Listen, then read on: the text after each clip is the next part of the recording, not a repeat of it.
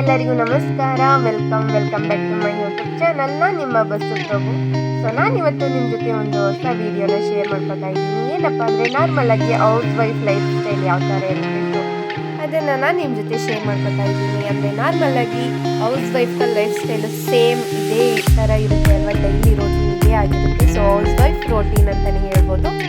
ಬೆಳಿಗ್ಗೆ ಎದ್ದು ಹೊರಗಡೆ ಎಲ್ಲ ಬಂದ್ಬಿಟ್ಟು ಗಿಡಗಳಿಗೆಲ್ಲ ನೀರೆಲ್ಲ ಹಾಕ್ಬಿಟ್ಟು ಹೊಸ್ಲೆಲ್ಲ ನೀಟಾಗಿ ತೊಳೆದು ಹೊಸ್ಲಲ್ಲಿ ರಂಗೋಲಿ ಎಲ್ಲ ಬಿಡಿಸಿದ್ದಾದಮೇಲೆ ಹೊರಗಡೆದು ಕೂಡ ರಂಗೋಲಿನ ಬಿಡಿಸ್ತಾ ಇದ್ದೀನಿ.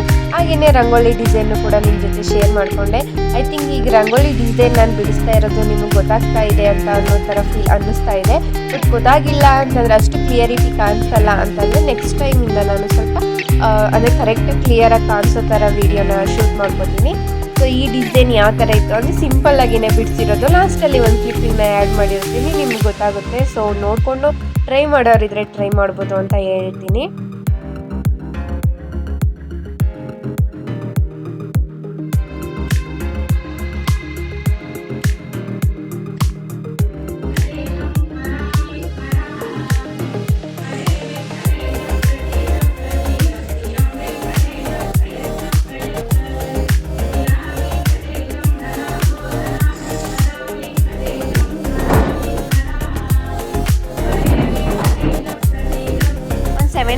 ವರೆಗೂ ಕೂಡ ನಾನು ದೇವ್ರ ಸಾಂಗ್ ಆಗಿರ್ಬೋದು, ಸುಪ್ರಭಾತ ಆಗಿರ್ಬೋದು ಅದನ್ನು ಪ್ಲೇ ಮಾಡಿ ಇಟ್ಟಿರ್ತೀನಿ.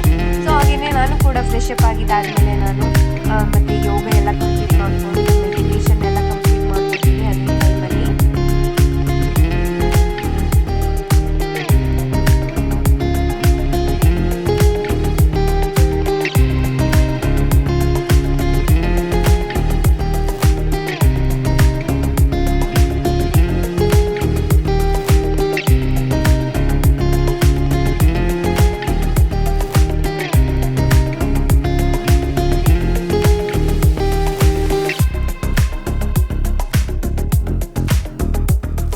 ಎಲ್ಲ ಮುಗಿಸ್ಕೊಂಡಿದ್ದಾದಮೇಲೆ ಸ್ವಲ್ಪ ಟೈಮ್ ಬಿಸಿನೀರನ್ನು ಕೂಡ ಕುಡಿದು ಅದನ್ನು ಕೂಡ ಕಂಪ್ಲೀಟ್ ಮಾಡ್ಕೊಂಡಿರ್ತೀನಿ. ಅದಾದಮೇಲೆ ನಾನು ಬಂದುಬಿಟ್ಟು ಗಂಜಿನ ಮಾಡಿ ಇಟ್ಕೊಂಡಿರ್ತೀನಿ. ಮನೆಯವ್ರಿಗೂ ಕೂಡ ಕೊಡಬೇಕಾಗುತ್ತೆ, ಹಾಗೆ ನಾನು ಕೂಡ ಕುಡಿತೀನಿ. ಸೊ ಹಾಗಾಗಿ ಅದನ್ನು ಮಾಡಿಟ್ಕೊಂಡು ಬಿಸಿನೀರನ್ನು ಕೂಡ ಕಾಯಿಸಿಟ್ಟಿರ್ತೀನಿ. ಸೊ ಫಸ್ಟು ಬಿಸಿನೀರೆಲ್ಲ ಕುಡ್ದಾದ್ಮೇಲೆ ಆಮೇಲೆ ನಾವು ಗಂಜಿನ ಕುಡಿತೀವಿ. ಸೊ ಒಂದೊಂದು ದಿನ ಬೇಗನೆ ಕುಡ್ದಿರ್ತೀನಿ, ಒಂದೊಂದು ದಿನ ಜಾಸ್ತಿ ಟೈಮ್ ಆಗೋಗ್ಬಿಟ್ಟಿರುತ್ತೆ. ಅಂದರೆ 7:30 8 o'clock ಒಳಗಡೆನೆ ಕುಡಿದು ಮುಗಿಸಿರ್ತೀನಿ. ಅದು ಆದಷ್ಟು ಬೇಗ ಕುಡ್ದಷ್ಟು ತುಂಬ ಒಳ್ಳೇದಲ್ವಾ. ಸೊ ಹಾಗೆಯೇ ಇವತ್ತು ತುಂಬ ಬೇಗನೆ ಕುಡ್ದಿದ್ದೆ, ಅಂದರೆ 7 ಗಂಟೆಗೆ ಆಗೋಗ್ಬಿಟ್ಟಿತ್ತು. ಸೊ ಹಾಗೆಯೇ ಮನೆಯವ್ರಿಗೂ ಕೂಡ ಕೊಟ್ಬಿಟ್ಟು ತಿಂಡಿನೂ ಕೂಡ ಮಾಡ್ಕೊಬೇಕಾಗಿತ್ತು. ಸಿಂಪಲ್ಲಾಗಿ ಇವತ್ತು ಅವಲಕ್ಕಿ ಉಪ್ಪಿಟ್ಟು ಮಾಡ್ಕೊಳ್ಳೋಣ ಅಂತಂದ್ಬಿಟ್ಟು ಅದನ್ನು ಕೂಡ ಮಾಡ್ಕೊತಿದ್ದೀನಿ. ಹಾಗೆಯೇ ಸಿಂಪಲ್ಲಾಗಿ ರೆಸಿಪಿನೂ ಕೂಡ ನಿಮ್ಮ ಜೊತೆ ಶೇರ್ ಮಾಡ್ತಾಯಿದ್ದೀನಿ. ಈಸಿಯಾಗಿ ಮಾಡ್ಕೊಬೇಕು ಅಂದರೆ ಮಾಡ್ಕೊಬೋದು, ಅಂದರೆ ಇನ್ನೂ ಚೆನ್ನಾಗಿ ಮಾಡೋರು ಮಾಡಿರ್ತಾರೆ ಅಲ್ವಾ. ಸೊ ನಾನು ಆದಷ್ಟು ಸಿಂಪಲ್ಲಾಗಿಯೇ ಮಾಡ್ಕೊಳ್ಳೋದಕ್ಕೆ ಟ್ರೈ ಮಾಡ್ತೀನಿ. ಹಾಗೆಯೇ ಫಸ್ಟ್ ಅವಲಕ್ಕಿನೆಲ್ಲ ನೀಟಾಗಿ ವಾಶ್ ಮಾಡಿ ನೆನೆಸಿಟ್ಟಿದ್ದೆ. ಅದಾದಮೇಲೆ ಇವಾಗ ಒಗ್ಗರಣೆಗೆ ಅಂತಂದ್ಬಿಟ್ಟು ಕಡಲೆ ಬೀಜ, ಉದ್ದಿನಬೇಳೆ, ಹಾಗೆ ಕಡಲೆಬೇಳೆ, ಸಾಸಿವೆ ಕಾಳು ಇಷ್ಟನ್ನು ಹಾಕ್ಬಿಟ್ಟು ಕರಿಬೇವಿನ ಸೊಪ್ಪು, ಮೆಣಸಿನಕಾಯಿ ಮತ್ತು ಈರುಳ್ಳಿ ಇಷ್ಟನ್ನು ಹಾಕಿ ಚೆನ್ನಾಗಿ ಫ್ರೈ ಮಾಡ್ಕೊತೀನಿ. ಇಷ್ಟನ್ನೆಲ್ಲ ಫ್ರೈ ಮಾಡಿದಾದಮೇಲೆ ಅವಲಕ್ಕಿನ ನಾನು ನೀಟಾಗಿ ವಾಶ್ ಮಾಡಿ ಅದೆಲ್ಲ ನೀರೆಲ್ಲ ಹಿಂಡಿ ಇಟ್ಕೊಂಡಿದ್ದೆ. ಸೊ ಅದನ್ನು ಕೂಡ ಹಾಕ್ಬಿಟ್ಟು ಸ್ವಲ್ಪ ಉಪ್ಪು ಹಾಗೆಯೇ ಅರಿಶಿನ ಪುಡಿ ಎರಡನ್ನೂ ಹಾಕೋತೀನಿ. ಬೇಕು ಅಂದರೆ ಪ್ಲೇನಾಗೂ ಕೂಡ ಮಾಡ್ಕೊಬೋದು, ಇಲ್ಲಾಂದರೆ ಸ್ವಲ್ಪ ಅರಿಶಿನ ಪುಡಿನ ಹಾಕ್ಕೊಂಡು ಮಿಕ್ಸ್ ಮಾಡ್ಕೊಬೋದು. ಇಲ್ಲಿಗೆ ಕಾಯಿ ತುರಿ ಅಥವಾ ಕೊಬ್ಬರಿ ತುರಿ, ಇಲ್ಲ ಅಂತಂದರೆ ಕ್ಯಾರೆಟ್ ತುರಿ ಇಷ್ಟನ್ನು ಹಾಕ್ಕೊಂಡ್ರೆ ಇನ್ನೂ ಸ್ವಲ್ಪ ಡಿಫ್ರೆಂಟಾಗಿರುತ್ತೆ. ಅದಾದಮೇಲೆ ನಾನು ಸ್ವಲ್ಪ ನಿಂಬೆ ರಸನ ಹಾಕ್ಕೊಂಡು ಚೆನ್ನಾಗಿ ಮಿಕ್ಸ್ ಮಾಡ್ಕೊತೀನಿ. ಸಿಂಪಲ್ಲಾಗಿ ಚೆನ್ನಾಗಿರುತ್ತೆ. ಇನ್ನೂ ಸ್ವಲ್ಪ ಎಕ್ಸ್ಟ್ರಾ ಐಟಮ್ಸ್ನೂ ಕೂಡ ಹಾಕಿ ಇನ್ನೂ ಟೇಸ್ಟ್ಫುಲ್ಲಾಗಿ ಕೂಡ ಮಾಡ್ಕೋಬೋದು. ಬಟ್ ಇಷ್ಟು ಸಾಕು ಅಂತ ಅನ್ನಿಸ್ತು ನನಗೆ, ಸಿಂಪಲ್ಲಾಗಿಯೇ ಮಾಡ್ಕೊಳ್ಳೋಣ ಅಂತ ಅಂದ್ಬಿಟ್ಟು ಇಷ್ಟನ್ನು ಮಾಡಿ ಇದನ್ನು ತಟ್ಟೆಗೆ ಸರ್ವ್ ಮಾಡಿ ನಮ್ಮ ತಾತನಿಗೆ ಇಟ್ಕೊಟ್ಟು ಅವ್ರಿಗೆ ತಿಂಡಿನ ಕೊಟ್ಟೆ ಫಸ್ಟು. ಆಮೇಲೆ ನಾನು ತಿಂಡಿ ತಿನ್ನೋಣ ಅಂತ ಅಂದ್ಬಿಟ್ಟು, ಯಾಕಂದರೆ ಜಾಸ್ತಿ ಟೈಮ್ ಆಗಿರಲಿಲ್ಲ, ಇನ್ನೂ ಸಿಕ್ಕಾಬಟ್ಟೆ ಟೈಮ್ ಇತ್ತು ಅಂತಲೇ ಹೇಳ್ತೀನಿ. ಯಾಕಂದರೆ ನನ್ನ ಹಸ್ಬೆಂಡ್ ಬಂದ್ಬಿಟ್ಟು ಜಿಮ್ಮಿಂಗ್ ಹೋಗಿದ್ರು. ಸೊ ಅವ್ರು ಬಂದಮೇಲೆ ಅವ್ರ ಜೊತೆ ತಿಂಡಿ ತಿನ್ನೋಣ ಅಂತ ಅಂದ್ಬಿಟ್ಟು ಫಸ್ಟ್ ತಾತನ ಇಟ್ಕೊಟ್ಟೆ. 7:30 8 ಗಂಟೆ ಆಗಿತ್ತು ಅಷ್ಟೇ. ಅದಾದಮೇಲೆ ಎಕ್ಸ್ಟ್ರಾ ಬೇರೆ ಕೆಲಸ ಇತ್ತು, ಅಂದರೆ ದೋಸೆಗೆಲ್ಲ ನೆನೆಸ್ಬೇಕಾಗಿತ್ತು, ಅದನ್ನು ಕೂಡ ನೆನೆಸ್ತಾ ಇದ್ದೀನಿ. ಸೊ ದೋಸೆಗೆ ನೆನೆಸುವಾಗ ಕಡಲೆಬೇಳೆನ ಯೂಸ್ ಮಾಡಿ ನೆನೆಸ್ತಾ ಇದ್ದೀನಿ. ಒಂಥರ ಎಕ್ಸ್ಟ್ರಾ ಶೈನಿಂಗ್ ಬರುತ್ತೆ, ಕ್ರಿಸ್ಪಿ ಅನಿಸುತ್ತೆ ಮತ್ತು ಕಲರಿಂಗ್ ಚೆನ್ನಾಗಿ ಬರುತ್ತೆ ಅಂತ ಅಷ್ಟೇ.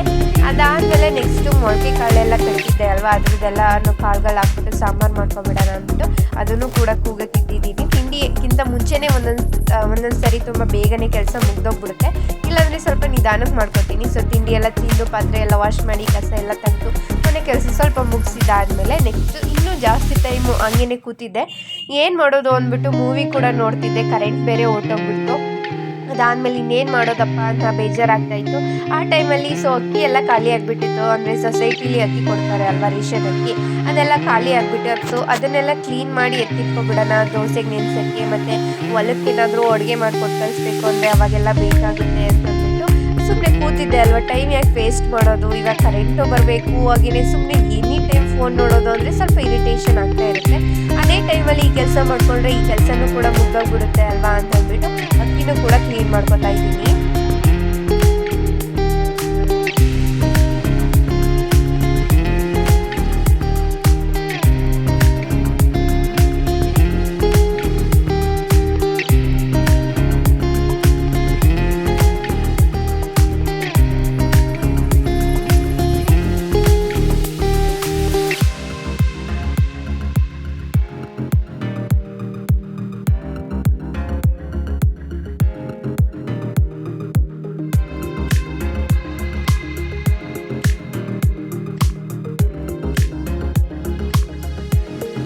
ಒಂದು ಬಾಕ್ಸ್ ಆಗುವಷ್ಟು ಅಕ್ಕಿನ ಕ್ಲೀನ್ ಮಾಡಿಕೊಂಡು ಅದಾದಮೇಲೆ ಟಿ ವಿ ನೋಡೋದು ಹಂಗೆ ಟೈಮ್ ಪಾಸ್ ಆಗೋಗ್ಬಿಡ್ತು. ಸೊ ಅದಾದಮೇಲೆ ವೀಡಿಯೋಸ್ ಏನು ಮಾಡ್ಕೊಳಕ್ಕೆ ಹೋಗಲಿಲ್ಲ. ಸ್ವೀಟ್ ಏನಾದರೂ ತಿನ್ನಬೇಕು ಅನ್ನೋ ಥರ ಫೀಲ್ ಆಗ್ತಾಯಿತ್ತು. ಹಂಗೇನೆ ನನ್ನ ಫ್ರೆಂಡಿಗೆ ಕಾಲ್ ಮಾಡಿದಾಗ ಅವಳು 7 ಕಪ್ ಮಾಡಿದ್ದೀನಿ ಅಂತ ಹೇಳಿದ್ಲು. ಸೊ ನನಗೂ ತಿನ್ನಬೇಕು ಅನ್ನೋ ಥರ ಫೀಲ್ ಆಗ್ತಾಯಿತ್ತು. ಹೆಂಗಿದೆ ಟೇಸ್ಟು, ನಾನು ಒಂದ್ಸತಿ ಟ್ರೈ ಮಾಡಬೇಕಲ್ಲ, ನಾನು ಒಂದ್ಸರಿ ಕೂಡ ಟ್ರೈ ಮಾಡಿಲ್ಲ ಅಂತ ಅಂದ್ಬಿಟ್ಟು ಆ ರೆಸಿಪಿನೂ ಕೂಡ ನಿಮ್ಮ ಜೊತೆ ಶೇರ್ ಮಾಡ್ತಾ ನಾನು ಕೂಡ ಫಸ್ಟ್ ಟೈಮ್ ಮಾಡ್ತಾಯಿದ್ದೀನಿ. ಸೊ 7 ಕಪ್ ಅಂದ ತಕ್ಷಣ 7 ಲೋಟಷ್ಟು ಐಟಮ್ಸ್ನ ಹಾಕೋಬೇಕು. ಸೊ ಹಾಗಾಗಿ ನಾನು ಫಸ್ಟು 1 ಲೋಟನ ಅಳತೆ ತೊಗೊಂಡಿದ್ದೀನಿ. ಸೊ ಸೇಮ್ ಅಳತೆಯಲ್ಲೇ ಎಲ್ಲ ಐಟಮ್ಸ್ನ ಹಾಕೊಂಡಿರೋದು. ಫಸ್ಟು 1 ಕಪ್ ಆಗುವಷ್ಟು ಕೊಬ್ಬರಿ ಹುಡಿನ ಹಾಕೊಂಡಿದ್ದೀನಿ, ಮತ್ತು 1 ಕಪ್ ಹಾಲು, 2.5 ಕಪ್ ಅಷ್ಟು ಸಕ್ಕರೆ ಹಾಕೊಂಡಿದ್ದೀನಿ, ಹಾಗೆಯೇ 1 ಕಪ್ ಅಷ್ಟು ಕಡಲೆ ಹಿಟ್ಟನ್ನ ಹಾಕೊಂಡಿದ್ದೀನಿ, ಹಾಗೆಯೇ ಇನ್ನೊಂದು ಕಪ್ ಅಷ್ಟು ಸ್ವಲ್ಪ ಎಣ್ಣೆ ಹಾಗೆ ದಾಡ ತುಪ್ಪ ಏನು ಬರುತ್ತೆ ಅದನ್ನಷ್ಟು ಹಾಕೊಂಡಿದ್ದೀನಿ. ಸೊ ಇಷ್ಟನ್ನು ಹಾಕಿದ್ರೆ 6.5 ಕಪ್ ಆಗುತ್ತೆ. ಸೊ 7 ಕಪ್ ಅಂದರೆ 7 ಅಂತ ನೀವು ಅನ್ಕೋಬೋದು. ಬೇಕು ಅಂದರೆ ನೀವು ಇನ್ನೊಂದು ಸ್ವಲ್ಪ ಸಕ್ಕರೆನ ಆ್ಯಡ್ ಮಾಡಿಕೊಂಡಾಗ 7 ಕಪ್ ಆಗುತ್ತೆ. ಇಲ್ಲ ಅಂತಂದರೆ ಬೇರೆ ಎಕ್ಸ್ಟ್ರಾ ಐಟಮ್ಸ್ನು ಕೂಡ ನಿಮ್ಮ ಇಷ್ಟ, ನಿಮ್ಗೆ ಯಾವ್ದು ಅನುಕೂಲ ಆಗುತ್ತೆ ಆ ಐಟಮ್ನ ಕೂಡ ಹಾಕ್ಕೊಂಡು ಇದನ್ನು ಟ್ರೈ ಮಾಡ್ಬೋದು. ಸೊ ನನ್ನ ಫ್ರೆಂಡ್ ಹೇಳಿರೋ ಅಳತೆಯಲ್ಲಿ ನಾನು ಅವಳು ಹೇಳಿರೋ ಐಟಮ್ಸ್ ಎಲ್ಲ ಹಾಕ್ಬಿಟ್ಟು ಇವಾಗ ಟ್ರೈ ಮಾಡಿ ನೋಡ್ತಾ ಇದ್ದೀನಿ. ಸೊ ಫಸ್ಟ್ ಟೈಮ್ ಟ್ರೈ ಮಾಡ್ತಾ ಇರೋದು. ಇಷ್ಟು ಐಟಮ್ಸ್ನು ಒಂದೇ ಬಾಣಲಿಗೆ ಹಾಕ್ಕೊಂಡು ಒಂದೇ ಸಾರಿಗೆ ಇದನ್ನು ಸ್ವಲ್ಪ ಲೋ ಫ್ಲೇಮ್ಗಿಂತ ಸ್ವಲ್ಪ ಜಾಸ್ತಿನೇ ಇಟ್ಕೊಂಡು ಚೆನ್ನಾಗಿ ಇದನ್ನು ತಲ ಸೀದೆ ಇರೋ ಥರ ಚೆನ್ನಾಗಿ ಇದನ್ನು ಫ್ರೈ ಮಾಡ್ಕೋಬೇಕಾಗುತ್ತೆ. ಅಂದರೆ ಕೈ ಬಿಡದೇ ಇರೋ ಥರ ಫ್ರೈ ಮಾಡ್ಕೋಬೇಕು ಅಂತ ಹೇಳ್ತಾರೆ ಅಲ್ವಾ. ಸೊ ಆ ಥರ ಇದನ್ನು ಚೆನ್ನಾಗಿ ತಿರುಗಿಕೊಂಡು ಇದು ಗಟ್ಟಿಯಾಗೋ ಥರ ಚೆನ್ನಾಗಿ ತಿರುಗಿಸ್ಕೊಳ್ಬೇಕು. ಇದು ಸೀದೋಗ್ಬಾರ್ದು, ಆ ಥರ ಮಾಡ್ಕೋಬಾರ್ದು, ಅವಾಗ ಚೆನ್ನಾಗಿರಲ್ಲ ಟೇಸ್ಟು.